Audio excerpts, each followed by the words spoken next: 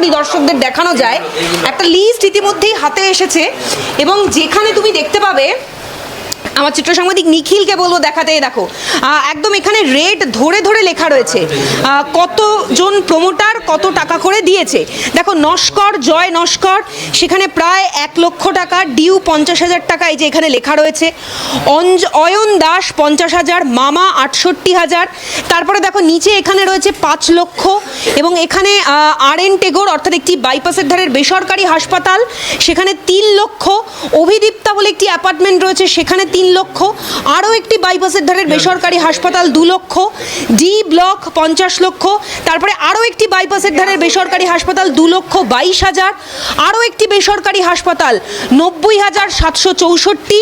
এই করে করে লোকাল প্রমোটারে দেখো 10,90,000, মানে একদম পয়েন্ট টু পয়েন্ট লেখা রয়েছে। তার মধ্যে বাইপাসের ধারের একাধিক বেসরকারি হাসপাতালের নাম উল্লেখ রয়েছে, কোন হাসপাতাল কত টাকা করে দিচ্ছে বা কত টাকা করে যাচ্ছে। অর্থাৎ এই যে হাসপাতালের নাম দেওয়া, বিভিন্ন অ্যাপার্টমেন্টের নাম দেওয়া, এই যে টাকার অঙ্কগুলো, এগুলো কিসের? এগুলো এলাকার সাধারণ মানুষ তারা এই মুহূর্তে যাচ্ছেন।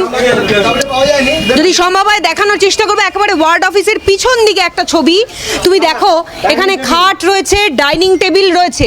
এই খাট ডাইনিং টেবিল কি হতো দেখুন, ওয়ার্ড অফিসে কী হবে, অফিসে কাজ হবে, খাটে কী কাজ হয় আপনি ভালো করে জানেন, খাটে কী কাজ হতে পারে, ডাইনিং টেবিল কী হতে ভালো করে জানেন, সাজঘরে সোফার মধ্যে কী হতে ভালো করে জানেন।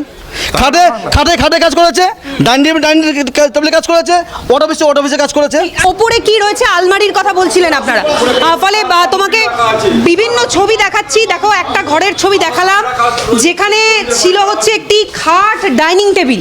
এবার আমরা ওপরে যাচ্ছি এবং তুমি দেখতে পাচ্ছ এই যে ত্রাণের সামগ্রী সেগুলো রয়েছে। এগুলো কি দাদা? ভগবান কোথেকে নিয়েছেন, কোথেকে কার থেকে জোর করে নিয়েছেন, আমাদেরকে দেবে, আমাদের সাদা ধান একদম। আচ্ছা, আর ওপরে ওপরে আলমারি রয়েছে, ফলে দেখতে পাচ্ছ একেবারে ওপর তলায় এসে পৌঁছেছি। কি রয়েছে এই ঘরে একবার দেখবার চেষ্টা করবো। দেখো গোটা আলমারি, সেটা এই মুহূর্তে তছনছ করা এবং গোটা ঘর সম্পূর্ণ তছনছ। এবং তারা যেটা অভিযোগ করছে, একবার ছবিটা দেখাতে বলবো কি আছে দাদা।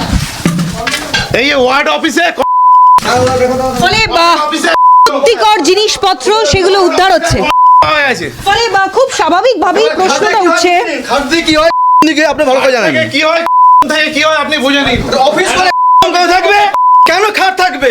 ফলে একাধিক গর্ভনিরোধক জিনিসপত্র সেগুলি নেওয়া যাচ্ছে এবং এই যে গোটা আলমারি, সেই ছবিটাও দেখাচ্ছি। দেখো গোটা আলমারি, তারা যেটা অভিযোগ করছেন এই আলমারিতে দেখো কিছু ক্যাশ রয়েছে এবং তারা যেটা বলছেন আরো অত্যাধিক অ্যামাউন্টের টাকা পয়সা ছিল এবং সেগুলো পরবর্তীকালে নিয়ে যাওয়া হয়েছে বা পাচার করা হয়েছে। এবং এই আলমারিতেও একাধিক জিনিসপত্র ছিল, সেগুলোকেও বের করে ফেলা হয়েছে। দেবজিতের কাছে আসবো। দেবজিৎ, কিরকম লাগলো এটা? দেখুন, আগে আমি বলি, যদি সত্যি যাদের নামে অভিযোগটা উঠছে, অভিযুক্তদের শাস্তি হওয়া উচিত। কেন, এটা তো ঠিক না যে ওয়ার্ড অফিস, পার্টি অফিসে যদি এরকম খারাপ জিনিস পাওয়া যায়। পার্টি অফিসে আমরা রাজনৈতিক বৈঠকের জন্য যাই, রাজনৈতিক আলাপ আলোচনা করতে যাই, কিভাবে সমাজ কল্যাণমূলক কাজ করা যায় তার জন্য যাই, সেই বিষয়ে আলোচনা করতে যাই। আর যদি সত্যি এই যা ঘটনাগুলো আপনাদের নিউজ চ্যানেলের মাধ্যমে আমি দেখলাম, যদি সততা থাকে এই বিষয়গুলির মধ্যে, তাহলে আইনি পদক্ষেপ নেওয়া হোক, আইনের মতো দেখবে। আর অরূপ বিশ্বাস কোথায়? হ্যাঁ, অরূপ বিশ্বাস কোথায় এই বিষয়ে তো আমার জানা নেই। আপনারাও যেখানে আমিও সেখানে। অরূপ বিশ্বাস কোথায় আছে আমি কি করে জানবো বলুন তো?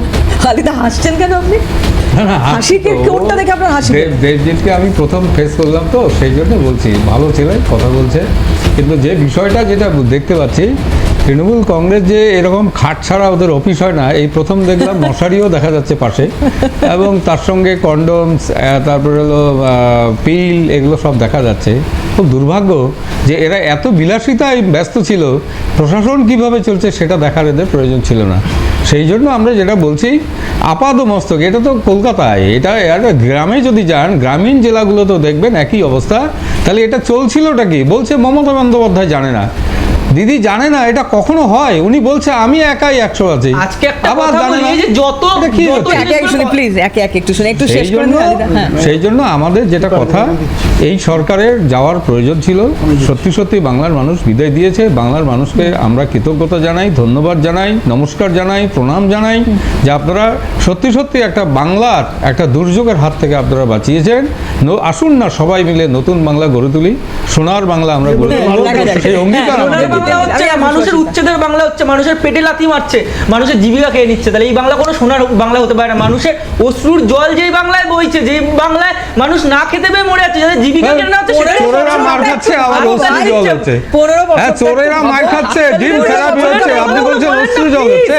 না, না, কোন জায়গায় অশ্রু জল হচ্ছে? সোনার বাংলা বলেন না, মানুষের জীবিকা কেড়ে নিচ্ছে। শুরুর কথা বলছো, 15 বছরটা একটু ভাবো প্লিজ। হ্যাঁ, সুভাষিস দা। দেখতে পাবেন সামনে। আসলে মমতা বন্দ্যোপাধ্যায় যেদিন দল করলেন, শ্রমিক ভট্টাচার্যের একটা কথা আমার কানে বাজে, যে যেদিন কিনা মমতা বন্দ্যোপাধ্যায় তৃণমূল কংগ্রেসের মানে প্রসব যন্ত্রণা হচ্ছে, সেই সময় আদবানি এবং অটল বিহারী বাজপেয়ী সেই লেবার রুম থেকে তৃণমূলকে বার করেছে, তৃণমূলের জন্ম দিয়েছে।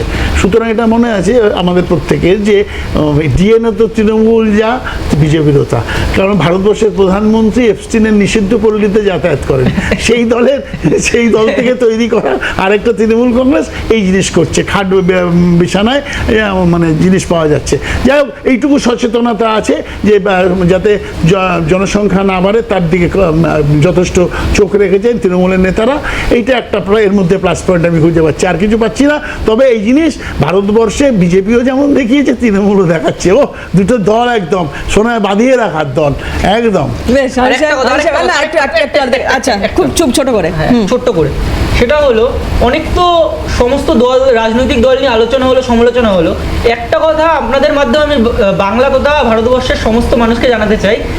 আজকে একটা ছোট্ট 30 সেকেন্ডের স্টোরি বলছি, ছোট্ট 30 সেকেন্ডের স্টোরি, সবাই একটু মন লিসেন কেয়ারফুলি এভরিওয়ান।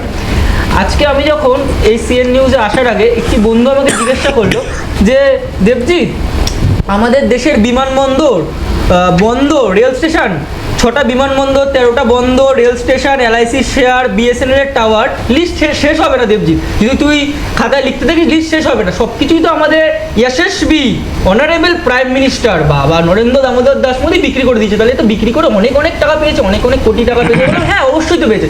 বলে যখন অনেক অনেক কোটি টাকা পেয়েছে, তাহলে এই টাকা দিয়ে কটা ভালো রাস্তা করলো, কটা দেশের বা সমাজমূলক কাজ করলো, কটা ইনস্টিটিউট খুললো, কটা কলেজ খুললো। ভাই তোমরা ছাত্র কিনা বলো না, ছাত্র তোমরা ছাত্র দেখতে পাচ্ছ না অন্ধকার নাকি? তোমাদের চোখ নেই? আরে ন্যাশনাল হাইওয়ে গুলো কার? ন্যাশনাল হাইওয়ে গুলো কার? কি বলছো ভাই? উত্তরপ্রদেশে গিয়েছো কি? 11 লাইনের রাস্তা আছে, কি বলছো? চুরি করেছে টাকা ওখান থেকে। ভালো ছেলেগুলো সব চোর হয়ে যাবে। এটা তো ঠিক না। তখন আমি বললাম না রে ভাই, এগুলো তো কিছুই করেনি।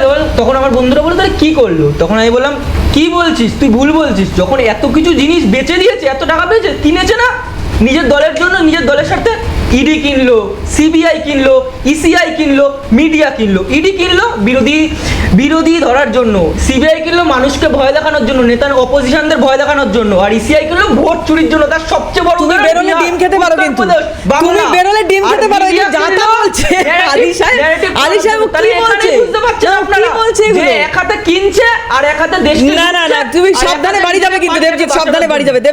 আলী সাহেব কি বলছে এগুলো? দেখুন মানে আপনি বা সুভাষিস দা, আমি জানি না, ও অনেক ছোট, যাই হোক ওর এখন আগামী সময় উজ্জ্বল হোক। একটা ভুল দিন আপনারা, একটু পরিণত হলে দেবজিতের সমস্ত কথা চেঞ্জ হয়ে যাবে, চিন্তার কোনো কারণ নেই। আজকে তৃণমূল কংগ্রেস আজকে জমাল হয়ে যাচ্ছে তৃণমূল কংগ্রেস।